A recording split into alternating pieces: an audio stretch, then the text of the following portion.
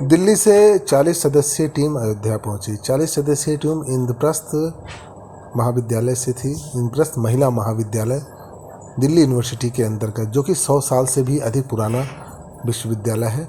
इस विद्यालय के अंतर्गत वहाँ की प्राचार्य श्री पूनम जी और वहाँ के 40 सदस्यीय स्टाफ, वहाँ जो पढ़ाने वाले अध्यापक हैं, वे सभी अयोध्या पहुँचे। उन्होंने 2 दिवसीय कार्यक्रम में अयोध्या से राम मंदिर दर्शन किया और यहाँ के सभी विशिष्ट स्थानों पर दर्शन पूजन किया।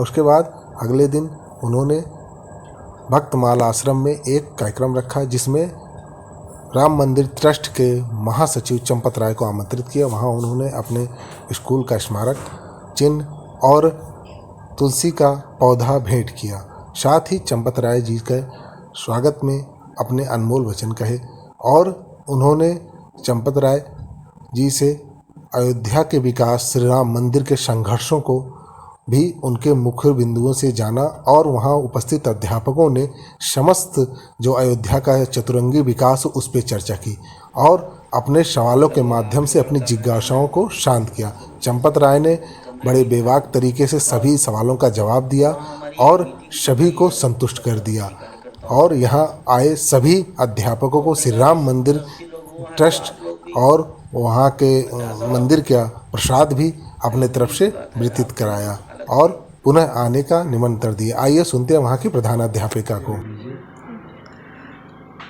मैं प्रोफेसर पूनम कुमरिया हूँ।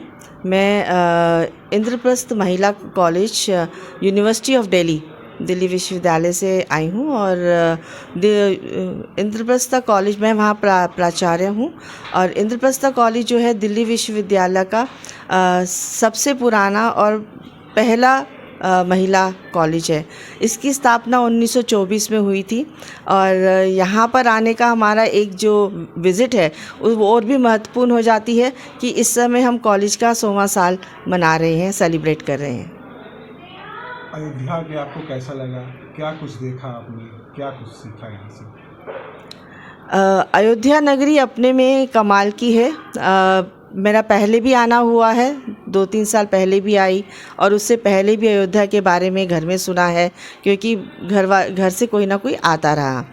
तो बदलाव हुआ है और अयोध्या में आने से तो एक पहले ही नाम के आने से ही आपके मन में एक भाव आने शुरू हो जाते हैं, जैसे जिसको आप एक्सप्लेन नहीं कर सकते।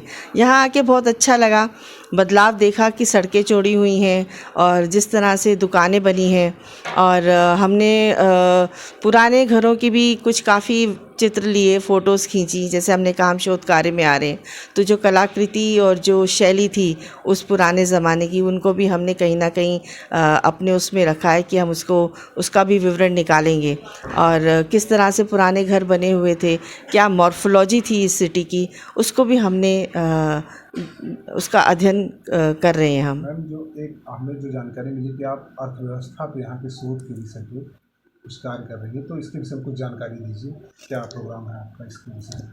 जो मेन हमारा थ्रस्ट है इसका शोध का, रिसर्च का, हम उसमें देख रहे हैं कि किस तरह से एक जो हम डेवलपमेंट की बात करते हैं, हम एम्प्लॉयमेंट की बात करते हैं, हम इक्वालिटी की बात करते हैं और सबको सबका हक और सब फैसिलिटीज़ देने की बात करते हैं, इंफ्रास्ट्रक्चर डेवलपमेंट की बात करते हैं, तो कितना इकोनॉमिक डेवलपमेंट और सस्टेनेबल डेवलपमेंट यहाँ पर अयोध्या में हो रहा है, उसको भी हम एक अपने शोध में रखेंगे।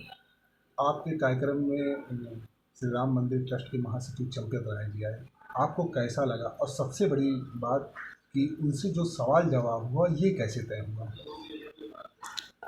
जैसे हमने कहा हम अयोध्या पे शोध करने आए हैं, तो अयोध्या पे अगर हम बात करें और माननीय चंपत राय जी का मुलाकात ना हो, उनसे बात नहीं हो, तो यह शोध हमारी अधूरी रह जाएगी। इसलिए हमने उनसे रिक्वेस्ट किया, निमंत्रण दिया कि प्लीज़ आप आइए, हमारे शिक्षकों के साथ थोड़ा सा अपना समय व्यतीत कीजिए।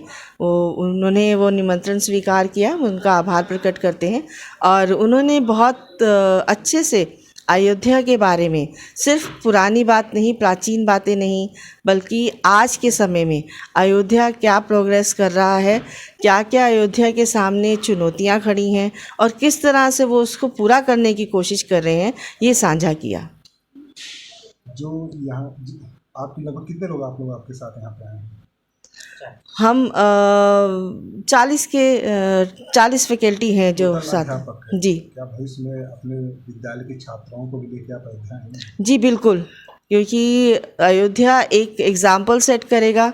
जिस तरह से अयोध्या की डेवलपमेंट इतना फास्ट हो रही है, जितना भी लोगों से बात हुई है, तो वो बच्चों को देखने के लिए एक मिसाल है। क्योंकि कल को इन्हीं बच्चों में से कुछ बच्चे ब्यूरोक्रेट बनेंगे, कुछ अर्बन प्लानर बनेंगे, कुछ एनवायरमेंटल प्लानर बनेंगे। तो किस तरह से चीज़ें बनती हैं और किस तरह से एक दिशा में आगे बढ़ती हैं जहाँ एक डेवलपमेंट और पॉजिटिवनेस है, तो ये दिखाने के लिए हम बच्चों को ज़रूर लेकर आएंगे। एक आखिरी सवाल, श्री राम और सीता जी से क्या अपने बच्चों को जाके अब महिलाओं को वहाँ संदेश देंगे, उनसे क्या सीखें? कोई एक पॉइंट आपके लिए सबसे अच्छा लगा हो। देखिए, राम जी की बात करें तो वो तो एक हमारी सभ्यता, संस्कृति, एक भाव है जो सबके मन में होता है। और हम चाहें ना चाहें दिन में 10 बार मुंह से राम निकलता ही है, चाहे हम खुशी में हो चाहे हम किसी गम में हो। और सीता माता जो हैं वो भारतीय नारी शक्ति का प्रतीक है। जिस तरह से अगर हम उनको आज की डेट में बच्चों को समझाना चाहें कि वो जो बच्चे आजकल एम्पावर्ड वुमेन की बात करते हैं, सीता माता उस समय में वो एक एम्पावर्ड वुमेन थी। उन्होंने लाइफ में जो भी अपना किया वो एक कभी ऐसा नहीं सोचा कि मैं महिला हूँ, मुझे करना चाहिए या नहीं करना चाहिए। उन्होंने जो भी उन्हें ज्ञान, तर्क और लॉजिक से ठीक लगा एज ए वुमेन, उन्होंने वो अपनी लाइफ में डिसीजन लिए। उस पर कभी वो वापस नहीं हुई। उनको कभी उन पर डिसीजन पे ऐसा नहीं लगा कि उन्होंने कहीं कुछ गलत किया है। ये बहुत बड़ी सीख है हम भारतीय नारी के लिए कि ऐसा नहीं है कि हम कहीं किसी से कम हैं।